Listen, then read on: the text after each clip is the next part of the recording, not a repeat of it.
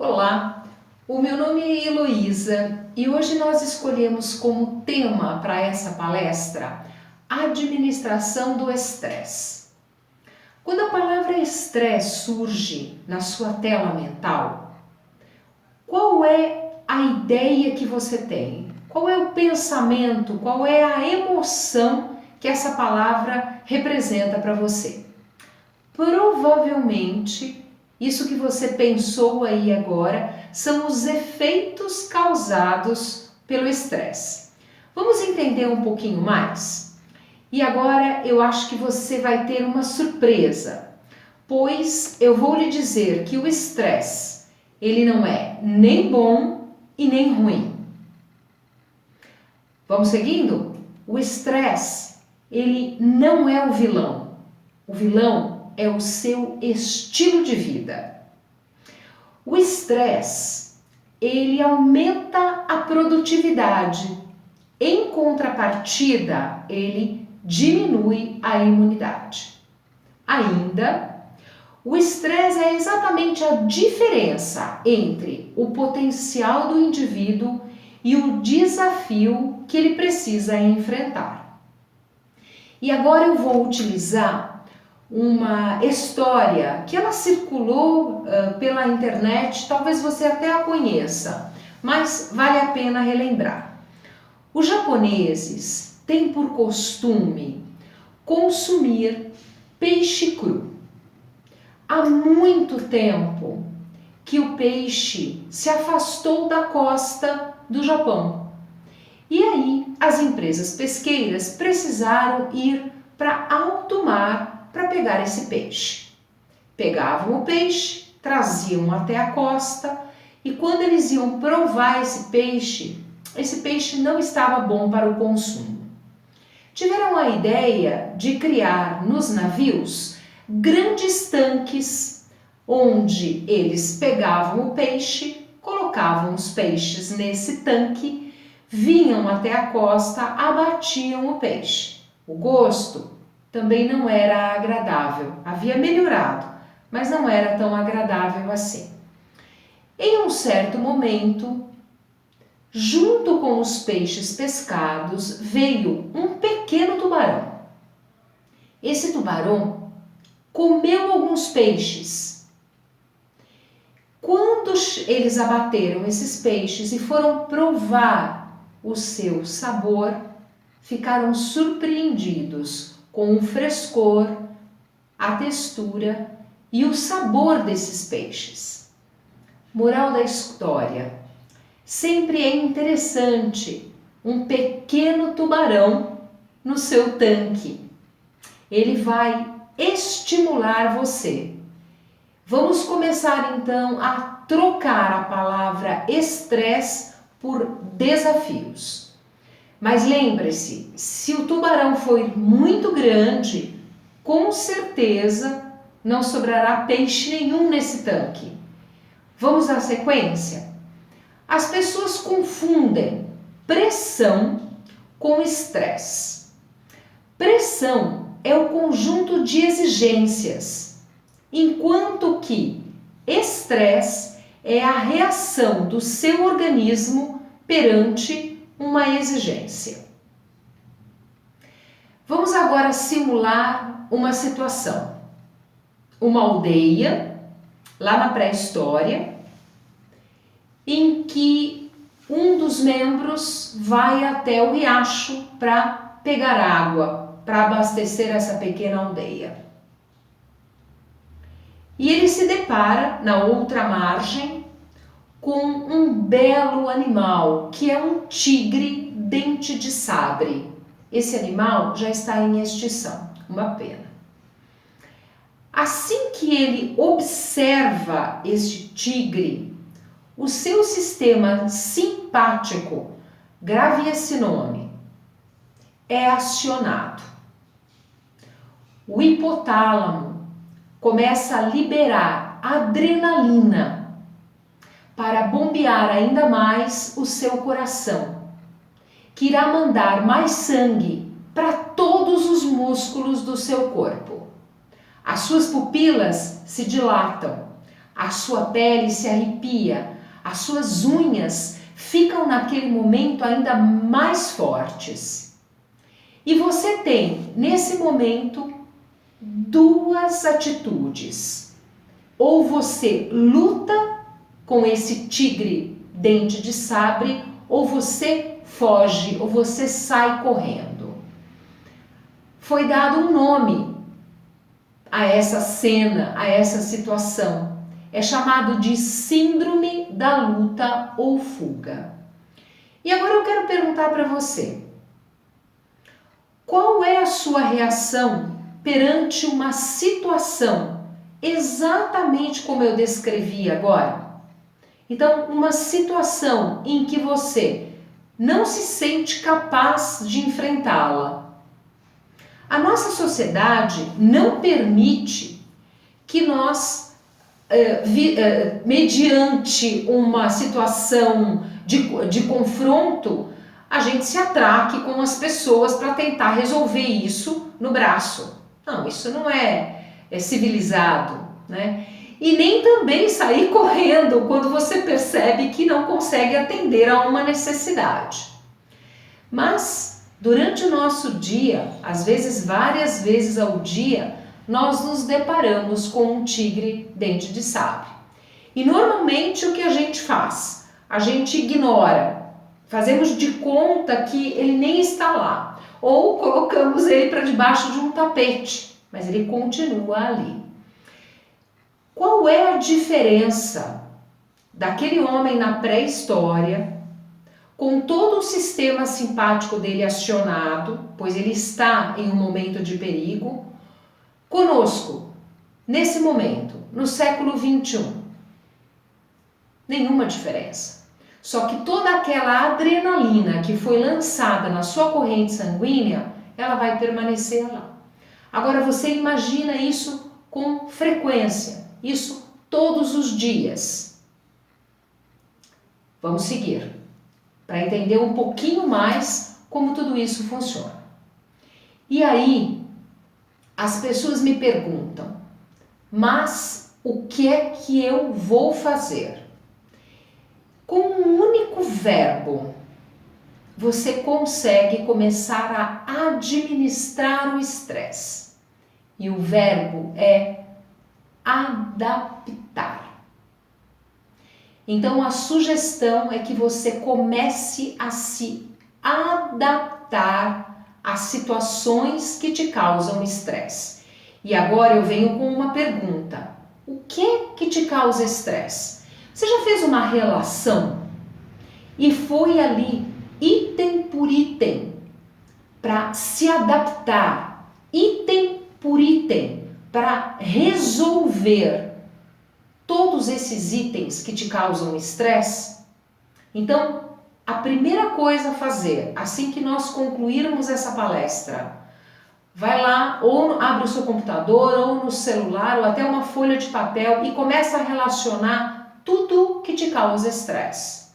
Se é o trabalho, se é o trânsito que você enfrenta, no caso das pessoas que moram em São Paulo, se são os relacionamentos, o que te causa estresse. Traga para nível consciente primeiro essa lista e depois acompanha de uma forma muito sistemática para a resolução desses problemas. E agora eu vou com algumas estratégias para que você administre o estresse. A primeira estratégia é priorize-se. Então, uma dica muito importante: coloque no início do dia, nas primeiras horas do dia, aquilo que você gosta de fazer, aquilo que te traz prazer, aquilo que quando você faz no início do dia, modifica todo o seu dia. Como, por exemplo, uma atividade física. Mas, Heloísa, para eu fazer a atividade física, eu preciso levantar às 5 horas da manhã. Sim, levante às 5 horas da manhã. Isso vai lhe trazer muita energia. Sempre lembre-se da relação. Um grande desafio, você vai precisar de uma grande dose de energia. A dica pode ser sim, comece com uma atividade física às 5 horas da manhã, por que não? Vamos seguir? O próximo item a ser avaliado é valorize o seu tempo. Então, um dos itens mais citados de fator de estresse é o trânsito. Volto a falar aqui em São Paulo e nas grandes capitais. Então, uma dica: evite os horários de rush. Saia mais cedo de casa. Pare próxima da empresa ou ainda no estacionamento da empresa. Vá com um tênis, faça uma caminhada. Procure uma academia próxima do local onde você trabalha para fazer uma atividade física. Ou ainda, chegue mais cedo e aproveite para adiantar os e-mails que você não conseguiu ler no dia anterior. Ou chegue mais cedo no local de trabalho e aproveite para ler. Então, valorize o seu tempo. Não adianta ficar reclamando de algo que está fora do seu controle. Outra dica para valorizar o seu tempo. Se você leva 3 horas para chegar no trabalho e 3 horas para voltar ao trabalho, poxa vida, aluga algum local para morar próximo do seu trabalho. Isso vai sim te trazer mais tempo para você fazer o que quiser ou até mesmo não fazer nada. Dica número 3. Conserve os seus amigos. E aí fica uma pergunta: quantos amigos efetivamente você tem? Mas amigos são aquelas pessoas que você pode contar com eles o tempo todo, a qualquer momento. Amigo não é aquele que liga para você somente para reclamar do dia. Amigo é aquela pessoa que você sabe que ele conta com você e você conta com ele também. Amizade é uma troca e ela não precisa ser verbalizada. Ela procede através de pequenos atos. Então, valorize e cultive os seus amigos. Dica número 4. Você se lembra que eu falei na síndrome da luta e fuga, o acionamento do sistema simpático? Então, em caso de estresse, você precisa acionar o parasimpático para que tenha um equilíbrio. E como é que você faz isso? Namorando, dançando e sorrindo, gargalhando. Então procure essas atividades, intensifique essas atividades para equilibrar esse nível de adrenalina que foi lançado no seu corpo. A dica número 5 é planeje a sua alimentação. Outra coisa, outro item que normalmente é detectado como um item de estresse. Trabalha-se o dia todo, chega-se em casa e não tem nada para comer. Muito mais fácil, né? Liga ali e pede alguma coisa. Pode ser pizza, pode ser qualquer outra coisa. Só que essa alimentação, ela não é uma alimentação que vai te dar muita energia, né? Sempre lembre que a energia do seu corpo físico, ela vem através da alimentação, um dos itens, né? Então, planeje a sua alimentação. Utilize um período do final de semana para ir até um hortifruti e selecione ali o que você gosta e deixe já planejado para que você, quando chegar em casa, tenha realmente coisas com energia para consumir. 6. Reveja as suas crenças. Muitas coisas que nos serviram no passado, que eram dadas como certas, elas às vezes servem como lastro para nos causar muito estresse. Então vale a pena, naquela sua relação de o que te causa estresse, se você perceber que ali tem alguma crença, reveja, peça ajuda, solte essas amarras. Isso vai te ajudar a administrar o estresse. 7. Estimule sempre o seu aprendizado. No que você quiser. Então, aprender uma nova língua, pode ser, aprender um novo sistema, qualquer coisa que você perceba que o seu aprendizado, ele está o tempo todo sendo assimilado. A dica número 8, cultive lugares e pessoas. Como assim? É interessante que você tenha na sua casa uma poltrona ou um canto que seja o seu canto, aquele local onde você se senta e percebe que ali você recarrega as suas energias. Pode ser um banco de praça, onde você se senta e observa os animais com seus donos, as crianças, as pessoas se divertindo. Pode ser a casa de um familiar. Casa da mãe costuma ser sempre assim, né? Onde você vai e ali você recarrega as suas energias, aquilo faz parte de você, faz parte da sua tradição. Então, mantenha lugares e pessoas. Outro item interessante, que é o de número 9, é descubra um hobby. É classificado como hobby algo que não tenha nada a ver com disputa. Então, sugestões: fotografia, que agora os celulares estão fantásticos, né? Nem precisa investir nesse momento até você detectar se é realmente um hobby. Não precisa investir num bom material fotográfico. Vai treinando com o celular. Jogar xadrez, né? Desde que seja com aquela visão de que você vai desenvolver as suas estratégias. Pintar, mexer em plantas. Várias coisas podem te remeter ao hobby. E aí às vezes as pessoas perguntam: poxa, mas será que tênis é um hobby? Visto que você disse que não pode ter competição, dependendo de como você encara, né? Uma vez me perguntaram: futebol pode ser um hobby?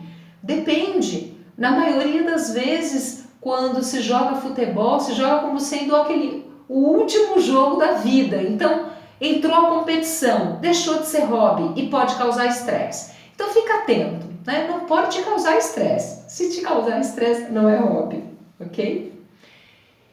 Dica número 10, participe de obras sociais. Então, veja com o que mais você se identifica, que são com animais, são com idosos, são com crianças. Procure uma ONG e veja efetivamente qual é a necessidade deles. Eles podem estar fazendo uma campanha para arrecadação de leite. Leve essa dica para a empresa. Os funcionários, os colaboradores podem trazer e você fica sendo um polo de coleta para levar. Tem tantas formas. Dedicar um tempo do seu dia, no final de semana, para ir até um local de idosos, conversar com eles, ou crianças, brincar com elas, ou até mesmo ajudar uma instituição que é direcionada a animais que são resgatados. Pense nisso. A dica número 11, ela requer de você muita responsabilidade, porque ela diz: adote um animal de estimação. Então, é interessante que você saiba que um animal adotado, ele vai ficar com você, se for um cachorro, um gato, por décadas. Ele vai fazer parte da sua família. Ele vai, sim, necessitar de investimento. Então, é interessante que seja colocado isso com os outros membros da família e que tenha muita responsabilidade, porque uma vez um cão adotado, ele é seu e ele vai se dedicar a você e você precisa saber dessa responsabilidade. Então, fica a dica: com responsabilidade, adote um animal. Nós temos técnicas bem específicas dentro do nosso acervo, que são as técnicas respiratórias. Elas irão ajudar em muito a administrar o estresse. Partindo-se do pressuposto que assimilamos oxigênio e que esse oxigênio alimenta as nossas células? Uma forma muito simples. A maioria das pessoas utiliza de 10 a 30% somente da sua capacidade respiratória. Então, nós vamos iniciar aqui essa parte dos respiratórios promovendo já uma reeducação respiratória. Vamos lá? Tendo noção de que os nossos pulmões são dois pequenos triângulos. Na parte mais baixa desses triângulos, nós temos a maior concentração de alvéolos pulmonares. Logo abaixo dos nossos pulmões, você tem uma musculatura que se chama diafragma. Quando você conduz o ar para a parte mais baixa, o diafragma desce, ele comprime os órgãos internos e a impressão que se tem é que o ar chegou até a parte abdominal, mas o ar não chega até aí. Vamos experimentar então? A nossa respiração, ela é sempre nasal. Então eu vou pedir para você procurar uma posição confortável, se as pernas estiverem cruzadas, as descruze. E pelas narinas, você inspira e projeta levemente o abdômen para fora. Ainda no mesmo ciclo respiratório, sinta que as suas costelas se separam. Ainda no mesmo ciclo respiratório, a região mais alta dos seus pulmões levemente se dilata. Ao soltar o ar, você solta da parte alta, da média intercostal e por último da parte mais baixa, sugando levemente o abdômen. Então você vai inspirar de baixo para cima e vai soltar o ar de cima para baixo. Vamos novamente. Inspire pelas narinas e levemente dilate o seu abdômen. Continue a inspirar e a visualizar que as suas costelas se separam, pois o ar ocupa espaço. E por último, o que sobrou, que é bem pouquinho, que é 10% da sua respiração, referente à parte mais alta. Vai soltar o ar da parte alta, da parte média ou intercostal e por último da parte mais baixa dos seus pulmões. Você ficou na dúvida? Então, toda vez que o ar entra, o abdômen sai.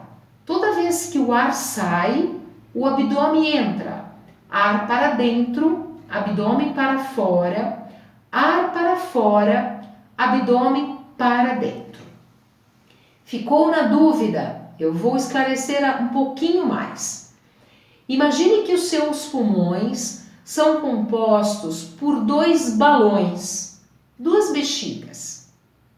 Quando você coloca ar lá dentro, elas ficam infladas. Quando você tira o ar de lá de dentro, elas murcham. A mesma coisa acontece com os seus pulmões. Então, ao inspirar, o ar vai ocupar espaço, por isso que você descontrai o abdômen, separa as intercostais e deixa a parte mais alta descontraída. Quando o ar sair, você contrai levemente a parte alta, aproxima as costelas e suga levemente o abdômen. Se você colocar na sua rotina diária essa básica técnica respiratória que vai promover uma reeducação respiratória, você vai sentir de uma forma muito efetiva a administração do estresse. Mas o interessante é que você incorpore isso e faça ao longo do seu dia várias vezes essa técnica respiratória. Fazendo essa técnica respiratória, você vai conseguir a reeducação tão esperada na respiração, utilizando 100% da sua capacidade respiratória. Se antes você usava 30%, 10%, 40%, imagina agora usando 100% da capacidade. Tudo tudo vai melhorar na sua vida. Você vai começar a encarar as coisas de uma outra forma. Vai trocar o estresse por desafio. Vai observar as coisas com uma outra visão. Irá se adaptar às coisas que estão à sua volta. Por hoje é só. Se você gostou desse vídeo, compartilhe. E qualquer dúvida, coloque o seu comentário. Um forte abraço, até o próximo vídeo. Tchau!